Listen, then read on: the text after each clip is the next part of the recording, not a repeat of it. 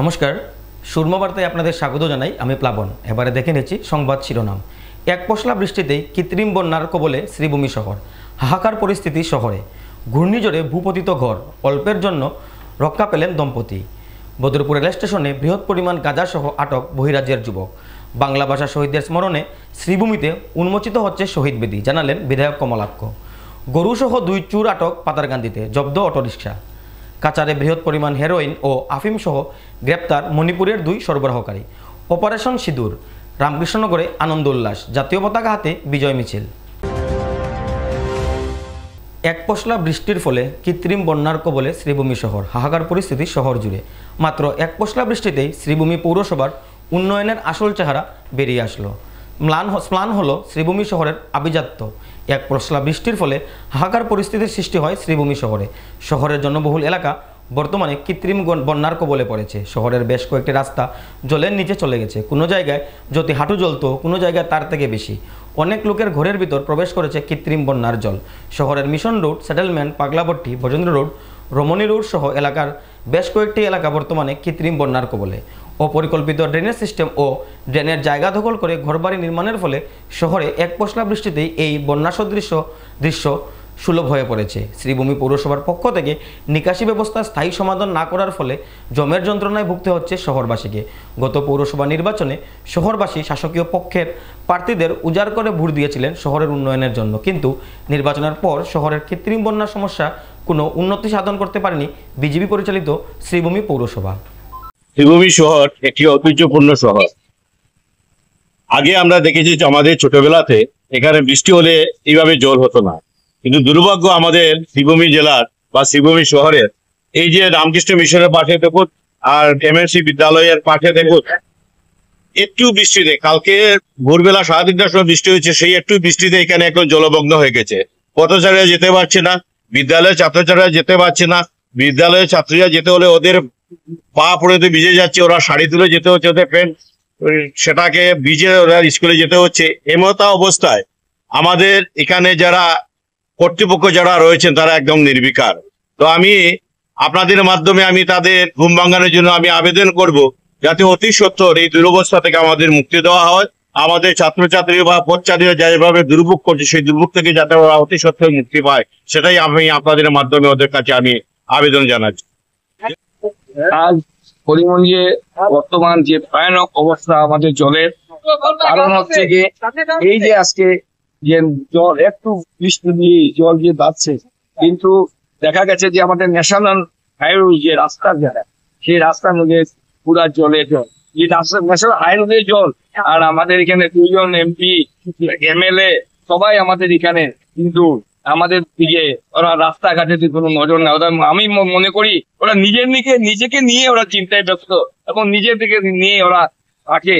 এরা জনসাধারণের কথা মুখেই ওরা ভাবে না, খালি ইলেকশন হবে ওরা ওদেরকে ভোট দিয়ে দাও, বাস ওরা এটাই ওদের এটা তো ওদের কথাই।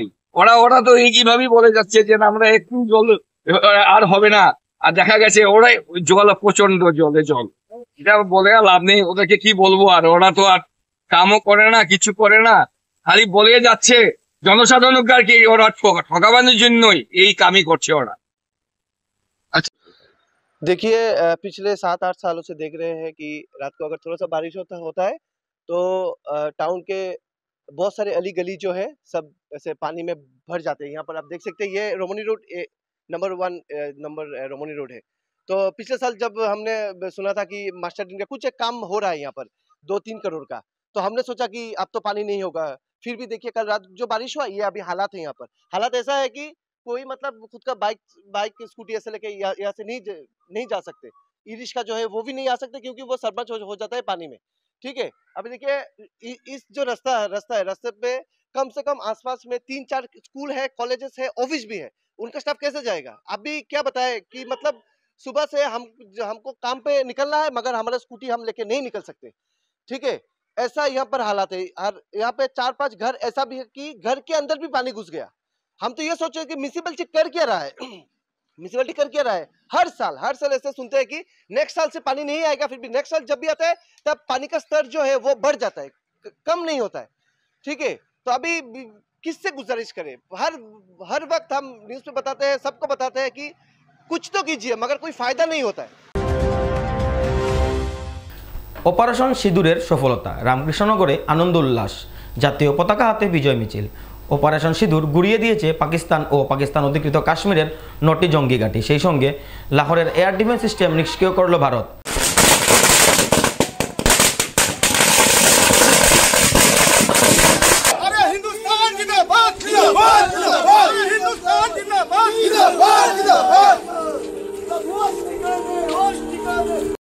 শুধু লাহোর নয়, পাকিস্তানের আকাশ প্রতিরক্ষায় ব্যবহৃত একাধিক রাডার ধ্বংস করেছে ভারতীয় সেনাবাহিনী। পাকিস্তানের বেশ কয়েকটি শহর ধারা বিস্ফোরণে কেঁপে উঠেছে। এছাড়াও রাওয়ালপিন্ডি স্টেডিয়ামের পিন্ডি চটকালো ভারত। এই খবর সামনে আসতেই দেশ জুড়ে উচ্ছ্বাসে ছড়িয়ে পড়েন ভারতবাসীরা। ব্যতিক্রম নয় রামকৃষ্ণনগর সমজেলাও। বিজেপির রামকৃষ্ণনগর ও ভৈরবনগর মণ্ডল যুব মোর্চার উদ্যোগে গান্ধীনগর গাঁও পঞ্চায়েতে নেতাজিনগর হাই স্কুল থেকে গড়ের বন্ধ হয়ে নেতাজিনগর বাজার পর্যন্ত বিজয় মিছিল বের করা হয়। জাতীয় পতাকা হাতে হাতে নিয়ে শত শত যুবকরা বাজি পটকা ফুরিয়ে ভারত মাতা কি জয়, ইন্ডিয়ান আর্মি জিন্দাবাদ, ভারতীয় সৈন্যবাহিনীর জিন্দাবাদ ইত্যাদি স্লোগানে আকাশ বাতাস কাঁপিয়ে রাজপথ প্রদক্ষিণ করে আনন্দ উল্লাসে মেতে ওঠেন। গত 22 এপ্রিল আমরা দেখতে পেয়েছি যে কাশ্মীরের পেহেলগামে পাকিস্তানের কিছু আতঙ্কবাদীরা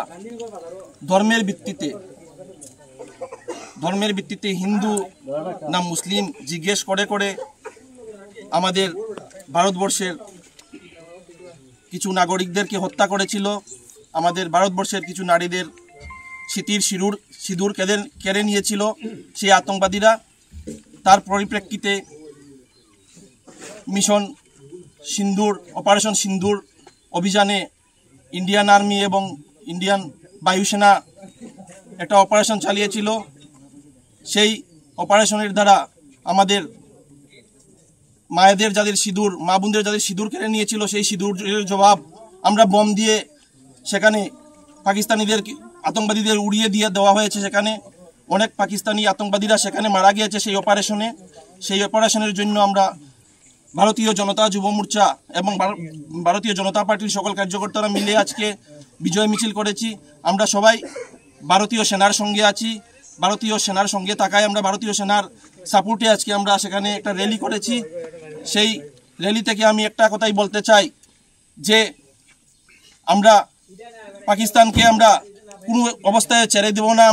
আমরা পাকিস্তানের সঙ্গে যুদ্ধ চাই, যাতে পাকিস্তানকে গুড়িয়ে দেওয়া হয়। কেননা পাকিস্তান বারবার সেই ধরনের আতঙ্কবাদী হামলা আমাদের ভারতবর্ষে করে থাকে। তার প্রতিবাদে আমরা আজকে এখানে জড়ো হয়েছি। আমি একটা কথা বলবো যে মাগো, আমরা তোমার শান্তিপ্রিয় শান্ত ছেলে, কিন্তু সময় হলে অস্ত্র হাতে ধরতে জানি। ও মা, তোমার ভয় নেই, আমরা প্রতিবাদ করতে জানি। আমি আবারও ভারতীয় জনতা যুব মোর্চা এবং ভারতীয় জনতা পার্টি রামকৃষ্ণনগর এবং ভৈরবনগর মণ্ডলের পক্ষ থেকে আমি ভারতীয় বায়ুসেনা এবং ভারতীয় সেনাদেরকে ধন্যবাদ জানাই। ওনাদের বীরত্বকে আমি স্যালুট দেই। ওনারা যেভাবে পাকিস্তানের ভিতরে ঢুকে গিয়ে আক্রমণ করে এসেছেন এবং আমাদের মাদের সিঁদুরের জবাব দিয়েছেন, যে সম্মান দিয়েছেন, সেই জন্য আমি ধন্যবাদ জানাই। ঘূর্ণিঝড়ে ভূপতিত ঘর, অল্পের জন্য রক্ষা দম্পতির। বুধবার গভীর রাতের প্রলয়ঙ্কারী ঘূর্ণিঝড়ে সম্পূর্ণভাবে ভূপতিত হয়ে গেল সাদারাশি জিপির নয়াগ্রাম এলাকার এক বসতগৃহ। অল্পের জন্য প্রাণরক্ষা এক পরিবারের। মনোজিৎ দাস সপরিবারে যখন ঘুমন্ত অবস্থায় ছিলেন, তখন প্রলয়ঙ্কারী ঘূর্ণিঝড়ে বসতগৃহটি তাদের উপর ভূপতিত হয়। ঘরের নিচে পড়ে থাকা লোকজনের চিৎকার আর্তনাদ শুনে আশেপাশের লোকজন ঘরের নিচ থেকে তাদের উদ্ধার করতে সক্ষম হন। বর্তমানে মনোজিৎ দাসের পরিবার পাশের এক বাড়িতে আশ্রয় নিয়েছেন। প্রধানমন্ত্রী আবাস যোজনার জন্য দীর্ঘদিন ধরে সরকারি কার্যালয়ে ঘুরেও কোনো লাভ হয়নি হতদরিদ্র মনোজিৎ দাসের। কেঁদে কেঁদে একটি ঘরের জন্য সরকার, জেলা প্রশাসন তথা রাজনৈতিক নেতাদের দৃষ্টি আকর্ষণ করেছেন ভুক্তভোগী মনোজিৎ দাস ও তার স্ত্রী। তারপরও প্রধানমন্ত্রী আবাস যোজনা থেকে বঞ্চিত হতভাগ্য পরিবারটি। আমার এখন ঘর দরজা দেওয়ার বা দেও, আমার ওলা দেন অবস্থা খারাপ। এখন আমি একার অবস্থা খারাপ, আমার এখন রবিবার ও এক পাড়ার জায়গা নাই। আপনারা এখন মনে করছে আমার একটা ঘর দেন যাবো, আমি ওলা দুঃখিলা রেবা, কোনোদিন আমি এখন ঘর পাই না রেবা, ওলা দুঃখিলা। এখন আপনারা জানতে আমি বাঁচিতে আমার নাইলে আমি আর নাই, আমার নাই রাজার ওলা। আমি রুজি কাম করে না নুনতে খাই, আর নাইলে নাই, আমি উবার থাকি। ওদিকে কোনো মানুষে বার করতে হয়, মানুষ দুইজনে বার করতে, আমার দেবর দুকে বার করতে না, আমার টানিয়া বার করতে না আমরা, তাহলে আমরা কাইলু মারা গেলাম অনেক রাইতু। দেখো আমার ঘর কান্তা ওই তো আমার দিয়া দেবো মেরদি রং করিও না, আমি খুব অভাবী মানুষ। এখন যেন আমি খরচ খাইতাম আমার এখন একটা টাকা নাই, ওলা আমি অবস্থা সব নষ্ট হয়ে গেছে। কি আমি এক বিকালি নমুনা, এখন সব আমার বাগের সব বাইন গেছে, কিচ্ছু নাই আমার। কাপড় দুবড়ি তাকে নতুন মানে উড়ে আনিছে কি, আমি মানুষের বাড়ি থেকে কাপড় খুঁজে আনি লাগাই। আর কালকের তুফানে যেটা করছে আমরা কাছে খুব লজ্জাজনক। বর্তমান যুগে এরকম গড় নাই।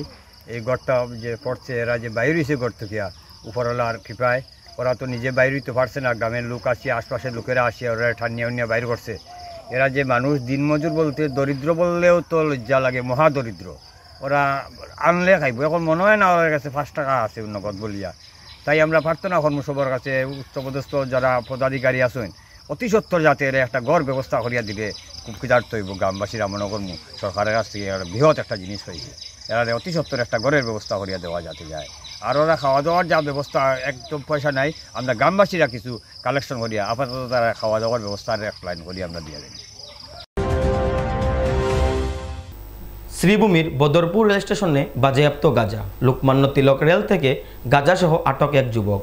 রেল পুলিশের অভিযান চালিয়ে বৃহৎ পরিমাণের গাঁজাসহ এক কুখ্যাত সরবরাহকারীকে গ্রেফতার করতে সক্ষম হয়। গোপন সূত্রের খবরের উপর ভিত্তি করে Badarpur rail police Lokmanya Tilak rail থেকে গাঁজাসহ রূপম সূত্রধর নামের এক সরবরাহকারীকে আটক করতে সক্ষম হয়। বদরপুর আরপিএফ ও জিআরপিএফ তল্লাশি চালিয়ে ব্যাগ থেকে 8 কেজি গাঁজা উদ্ধার করে। ধৃত গাঁজা সরবরাহকারী ত্রিপুরা রাজ্যের যোগেন্দ্রনগর অঞ্চলের বাসিন্দা। পুলিশ তাকে গ্রেফতার করে জিজ্ঞাসাবাদ চালিয়ে যাচ্ছে।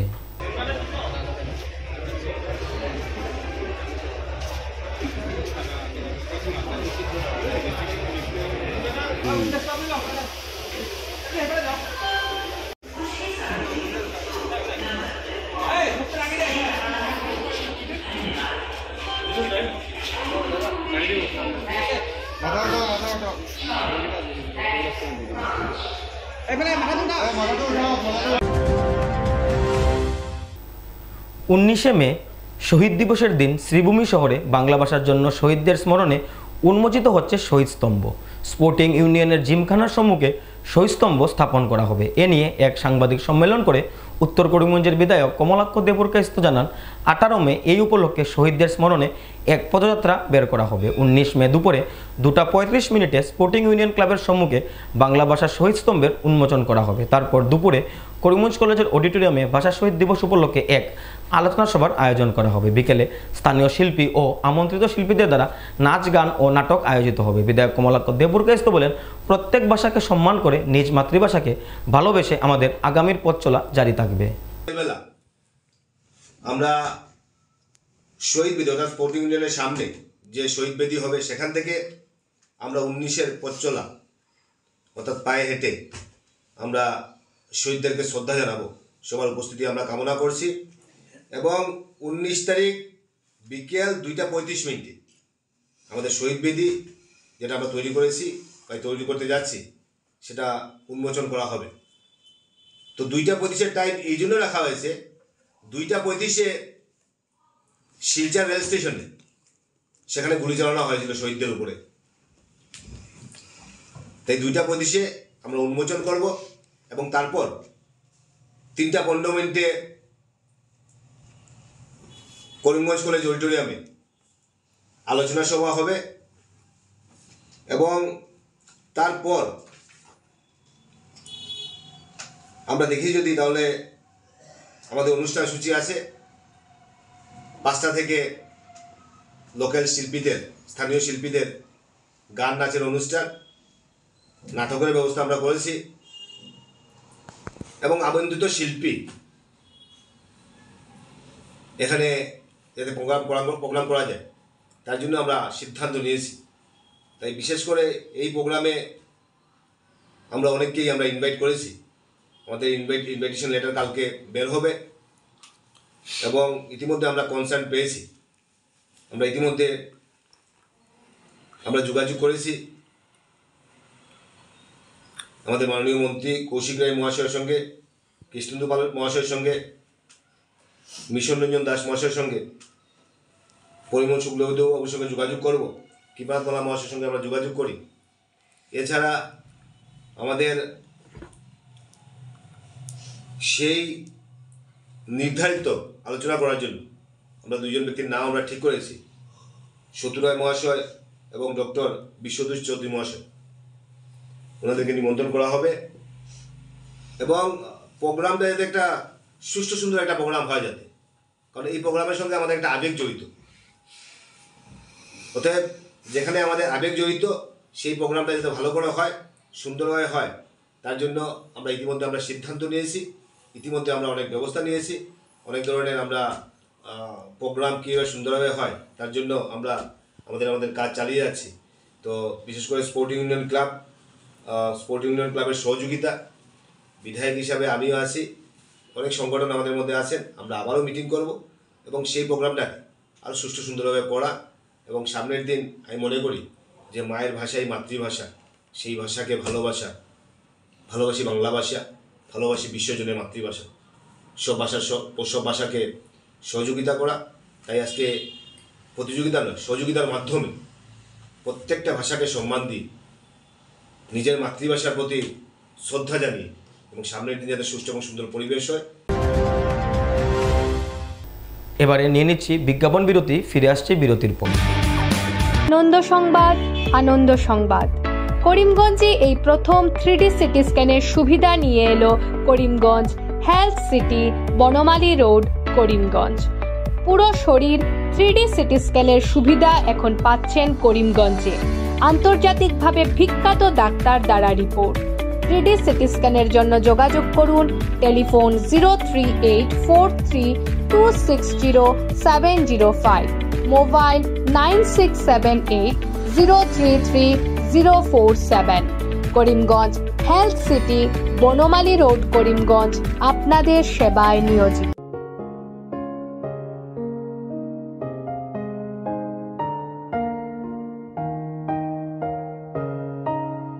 চিকিৎসা সেবায় নতুনত্ব নিয়ে হাজির নিউ লাইফলাইন হাসপাতাল।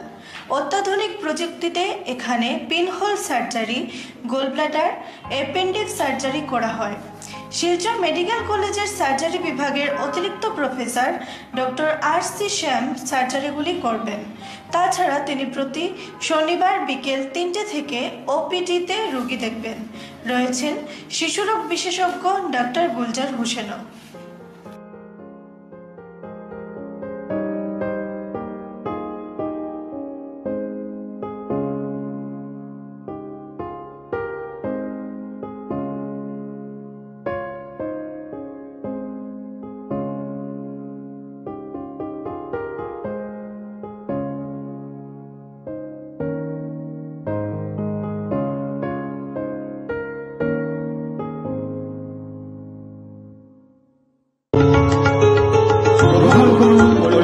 হোলসেল কোঅপারেটিভ স্টোর্স তথা সহযোগীর আন্তরিক অভিনন্দন। করিমগঞ্জ হোলসেল কোঅপারেটিভ স্টোর্সের নিয়ন্ত্রণাধীন স্টেশন রোডস্থ বিভাগীয় বিপণী সহযোগী নতুন উদ্যোগে সমৃদ্ধ হয়ে জনগণের সেবায় এগিয়ে এসেছে। তুলনামূলক কম মূল্যে নিত্য প্রয়োজনীয় দ্রব্য সামগ্রীর যোগান অব্যাহত রাখতে সহযোগী কর্তৃপক্ষ বদ্ধপরিকর। জেলার সমবায় আন্দোলনকে জোরদার করে তোলার ক্ষেত্রে করিমগঞ্জ হোলসেল কোঅপারেটিভ স্টোর্স তথা সহযোগী কর্তৃপক্ষ সকলের আন্তরিক ও সক্রিয় সহযোগিতা কামনা করে। নতুন আঙ্গিকে বাস্তব পরিকল্পনা নিয়ে সহযোগী স্টেশন রোড, করিমগঞ্জ আপনাদের সেবায় সদা প্রস্তুত। স্বাস্থ্য সংক্রান্ত বিষয়ে খরচের কথা ভেবে চিন্তিত হচ্ছেন? এখন আর চিন্তার কোনো কারণ নেই, কারণ আপনাদের সেবায় এসে উপস্থিত হয়েছে জীবনজ্যোতি হাসপাতাল। এখানে অনেক কম খরচে আপনি পেয়ে যাবেন অনেক অভিজ্ঞ চিকিৎসকদের দল। Child specialist, cardiologist, urologist, gynaecologist, skin specialist, orthopaedics, neurologist, এছাড়াও নর্মাল ডেলিভারি, সার্জিয়ান ডেলিভারি, সব রকমের ortho surgery, advance laparoscope surgery, knee replacement, spine surgery, সব রকমের ইউরো সার্জারির সুবিধা ছাড়াও অপারেশন থিয়েটার, 24 ঘন্টা emergency ward, ICU labour room, medical specialist, general ward, laboratory, hospital, dispensary, গাড়ি পার্কিংয়ের স্থান ছাড়াও নানান প্রকার সুযোগ সুবিধা অনেক কম খরচে লাভ করতে পারবেন জীবনজ্যোতি হাসপাতালে। তাই আর দেরি না করে আজই চলে আসুন। যোগাযোগের নম্বর 7637062954, 8638048459। আমাদের ঠিকানা Nilambazar, Gandhi GP, Durganagar road, Assam 788722। Barak diagnostic centre, এখানে digital ECG, digital EEG, digital x-ray, computerised pathology, microbiology, histopathology, colour Doppler sonography, chamber home collection ইত্যাদি করা হয়। আমাদের প্রতিষ্ঠান সকাল 7টা থেকে রাত্রি 9টা পর্যন্ত খোলা থাকে। প্রতিদিন সকাল 8টা থেকে সোনোগ্রাফি করা হয়। যোগাযোগ Barak diagnostic centre, settlement road. যোগাযোগের নম্বর 03843273151, 7086376822, 9401325290। বিভিন্ন আধুনিক ও আকর্ষণীয় টাইলসের সম্ভার নিয়ে উপস্থিত প্রিয়া টাইলস। আপনার ঘরকে অতি সুন্দরভাবে সাজিয়ে তুলতে আজই আমাদের দোকানে চলে আসুন এবং নিয়ে যান অত্যাধুনিক টাইলস। আপনার পছন্দের সব ধরনের টাইলস আমাদের এখানে উপলব্ধ রয়েছে। আমাদের ঠিকানা Chandras plaza, near Bishal megamart, station road, Karimganj. Mobile 9101805530, 9957709784।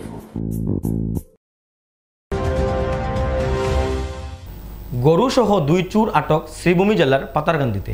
জব্দ অটোরিকশা। গরু চুরি করে একটি অটোরিকশাতে চেপে পালাতে গিয়ে 2 চোর ধরা পড়ল পাতারকান্দি পুলিশের হাতে। ধৃতদের মধ্যে রয়েছে নীলামবাজার বান্দরকুনার বিলাল আহমেদ ও আজিমুদ্দিন। পাতারকান্দির থানার ওসি সোমেশ্বর কুয়ার জানান, মধ্যরাতে টহলরত পুলিশের দল পাতারকান্দি বাইপাস সড়কের ধুয়ালিয়া এলাকায় AS10 BC 2471 নম্বরের একটি অটোরিকশা আটক করে তল্লাশি করলে বাহনটির ভিতর থেকে লাল রঙের একটি গরু উদ্ধার হয়। এতে বাহনটিকে জব্দ করা সহ 2 চোরকে আটক করে পুলিশ। পরে চোরদের রাতভর থানায় আটকে রেখে জিজ্ঞাসাবাদ করা হয়। ধৃত চোরদ্বয়কে পুলিশের পক্ষে জেলা CJM আদালতে সুপর্দ করা হলে মহামান্য আদালতের নির্দেশে তাদের ঠাঁই হয় জেল হাজতে। কাচার জেলায় বৃহৎ পরিমাণ হেরোইন ও আফিম সহ গ্রেফতার মণিপুরের 2 সরবরাহকারী। ড্রাগসের বিরুদ্ধে কাচার পুলিশের অভিযান অব্যাহত। গোপন সূত্রের খবরের উপর ভিত্তি করে কাচারের শালচাপড়ায় অভিযান চালিয়ে AS18 AC 5847 নম্বরের একটি গাড়ি থেকে বৃহৎ পরিমাণ হেরোইন ও আফিম জব্দ করে পুলিশ। গাড়ির একটি গোপন চেম্বারে তল্লাশি চালিয়ে পুলিশ 847 গ্রাম হেরোইন ও 4 কেজি আফিম জব্দ করে। সাথে পুলিশ গ্রেফতার করে পার্শ্ববর্তী রাজ্যের আমো খান ও মোহাম্মদ সেলিম নামের 2 সরবরাহকারীকে। জব্দ হওয়া ড্রাগসগুলোর কালোবাজারি মূল্য 4,50,00,000 টাকা হবে বলে জানান কাচার জেলা পুলিশ সুপার নোমাল মাহাতো। নেশা পাচারকারীরা মায়ানমার থেকে পার্শ্ববর্তী রাজ্য মণিপুর হয়ে কাচারের মধ্যে দিয়ে নেশা সামগ্রীগুলো পাচারের পরিকল্পনা করছিল বলে জানান জেলা পুলিশ সুপার নোমাল মাহাতো। যোৱাকালি আবেলি আমি এটা বিশেষ অভিযান চলাইছিলোঁ। আমাৰ জিলাৰে শালচাপৰা অঞ্চলত আমাৰ এটা অভিযান চলিছিলে আৰু অভিযান কালত আমি এখন টাটা গাড়ী আমি তাত ধৰিবলৈ সক্ষম হ'লোঁ। এই গাড়ীখনৰ নাম্বাৰ আছিলে AS18 AC 5847। এই গাড়ীখন যেতিয়া আমি ইণ্টাৰচেপ্ট কৰোঁ, ইণ্টাৰচেপ্ট কৰাৰ পিছত আমি 2জনকৈ ব্যক্তি, গাড়ীখনত থকা 2জন ব্যক্তি তেওঁলোকক আমি এপ্ৰিহেণ্ড কৰোঁ, তেওঁলোকক আমি আটক কৰোঁ। আটক কৰা প্ৰথমজন ব্যক্তিৰ নাম হ'ল মোহাম্মদ আমু খান, তেওঁৰ ঘৰ হ'ল কাউকটা, জিলা বিষ্ণুপুৰ, মণিপুৰ। আৰু দ্বিতীয়জন ব্যক্তি হ'ল মোহাম্মদ সলিম, তেওঁৰ ঘৰ হ'ল মন্ত্ৰী পুখুৰী, ইম্ফল ইষ্ট। 2জন ব্যক্তিক যেতিয়া আমি এপ্ৰিহেণ্ড কৰোঁ, তেওঁলোকক সোধপোছ কৰোঁ আৰু যেতিয়া আমি খানতালা চলাওঁ গাড়ীখনত বিশেষভাৱে নিৰ্মাণ কৰা কিছুমান চেম্বাৰ্ছ তেওঁলোকে আছিলে আৰু সেই চেম্বাৰ্ছৰ পৰা আমি 72টা চাবোনৰ বাকচত হিৰোইন থকা বা নিচাযুক্ত সামগ্ৰী থকা 72টা বাকচ আমি জব্দ কৰিবলৈ সক্ষম হ'লোঁ। আৰু তাৰ লগতে